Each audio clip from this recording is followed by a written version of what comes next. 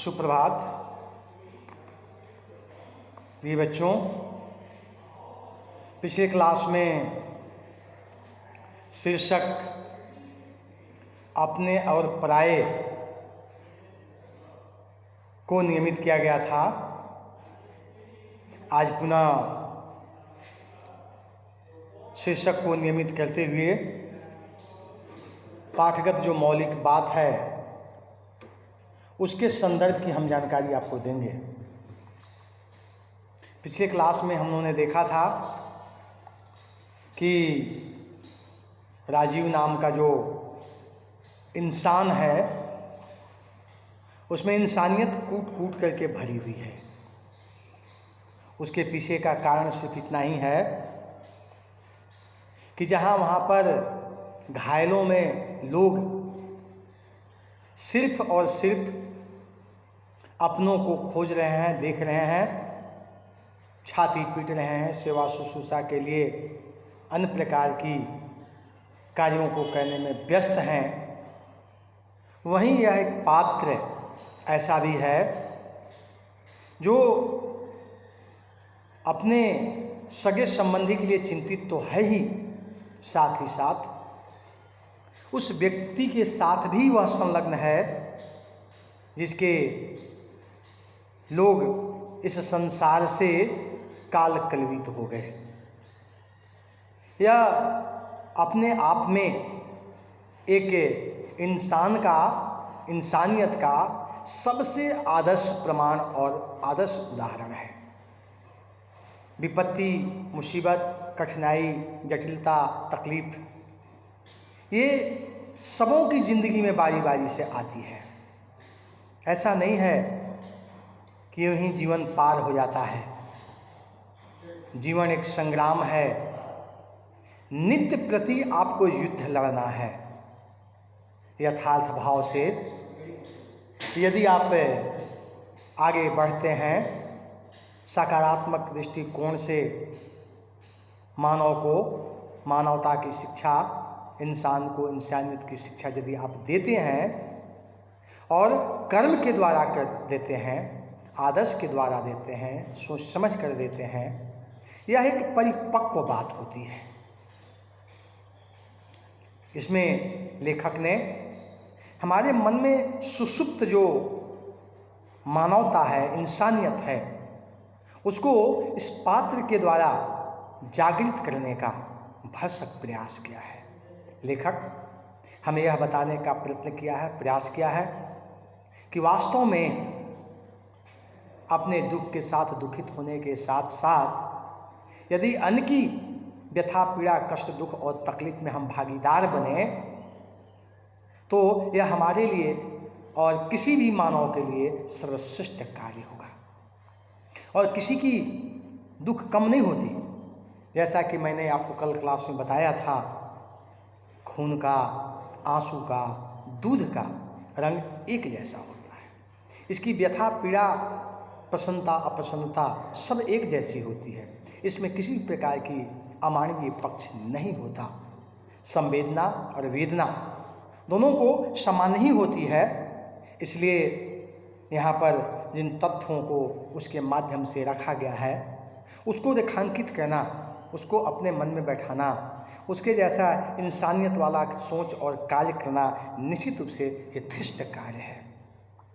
तो पिछले क्लास में हम लोगों ने देखा था कि दुर्घटना हुई, उसके संदर्भ में लेखक ने हमें जानकारी दिया कि पलामू एक्सप्रेस जो पटना आ रही थी उसी पटरी से दूसरी मालगाड़ी जाती है और दोनों गाड़ी आपस में टकरा जाती है, जिससे बहुत लोगों की क्षति हुई है। पटना मेडिकल कॉलेज जो आपका है PMCH, उसमें उन लोगों का एक सूची लगाई गई है जो दुर्घटनाग्रस्त में मारे गए या फिर घायल हुए हैं। लोग इस समाचार को सुन करके वहाँ पर दौड़े हुए आते हैं और अपने सगे संबंधियों को खोजने का भरसक प्रयत्न और प्रयास करते हैं। राजीव अभी उधर ही देख रहा था कि पापा की भर्राई हुई आवाज़ गूंजी। अपने रानू का तो सूची में नाम ही नहीं है, अब क्या होगा। रानू निश्चित रूप से राजीव का भाई है और उनके पापा का वह पुत्र हुआ। उनकी माँ उनके साथ है। सूची में नाम नहीं होने से उनकी व्यथा थोड़ी और बढ़ गई। भाई साहब, इस सूची में तो ज़्यादातर उन्हीं लोगों के नाम है जिनका उस ट्रेन में आरक्षण था। वैसे आप अंदर जाकर घायलों में अपने आदमी को पहचान कर लीजिए। पापा के प्रश्न पर टिप्पणी करते हुए पीछे से एक व्यक्ति ने सुझाव दिया। स्वाभाविक रूप से एक व्यक्ति जो वहाँ पर उनकी बातों को सुना, बड़े सहज विनम्र भाव में कहा कि ज़्यादातर उन्हीं लोगों का यहाँ नाम है जिनका ट्रेन में आरक्षण था। आप वहाँ जा कर के थोड़ा देख लीजिए, पहचान कर लीजिए। पापा के प्रश्नों पर टिप्पणी एक व्यक्ति ने जैसे ही किया, वे उस दिशा में बढ़ गए जहाँ पर घायलों की उपचार हो रही थी। जी हाँ, ठीक कहते हैं आप। पापा ने कुछ सोचते हुए कहा, चलो अंदर चलकर देखते हैं। बाहर चीख पुकार मची हुई थी। घायलों को ढोकर लाने वाली एम्बुलेंस खड़ी थी। कुछ औरतें छाती पीट पीट कर रो रही थीं, जैसे उनके किसी अपने आदमी का देहांत हो गया हो। ये सब देखकर राजीव की आंखें भी भर आई। निश्चित रूप से अंदर जाकर के देखने की बात आई।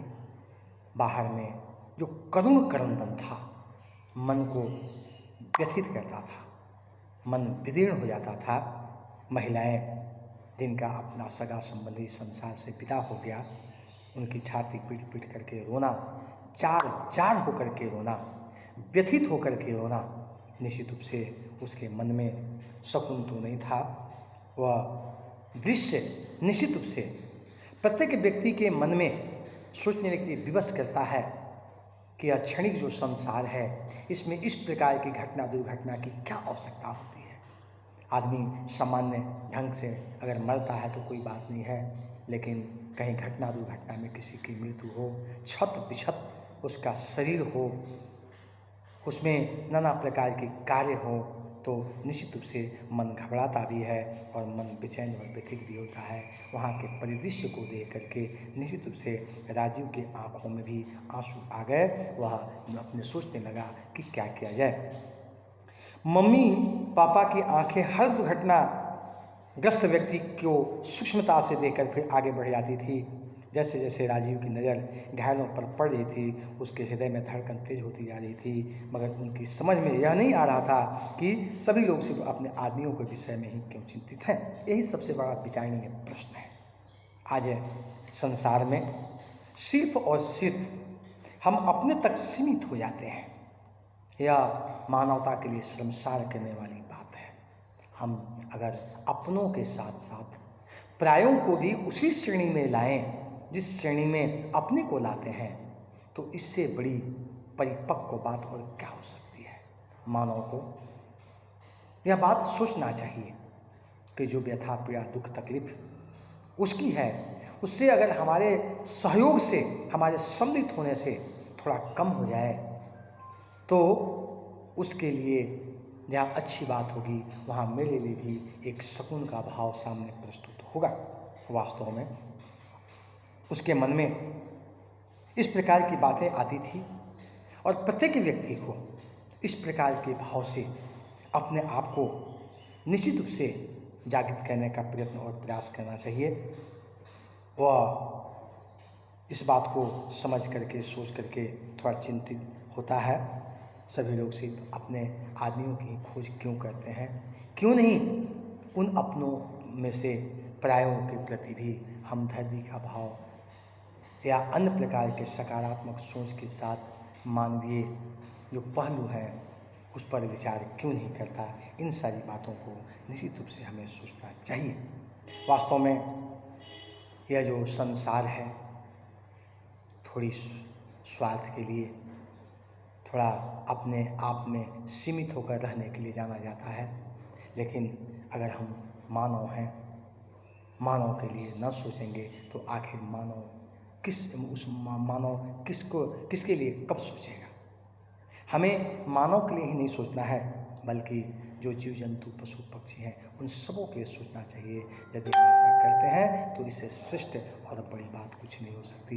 इसलिए मानव होते का कार्य हमारी मानवता में, इंसानियत में निहित है। हमें मानव होने के नाते निश्चित रूप से अपने परायों के बीच में अपनों को ही नहीं, परायों के प्रति भी ध्यान केंद्रित करना चाहिए। तो आज के लिए इतना ही। अगली क्लास में बातों को धन्यवाद।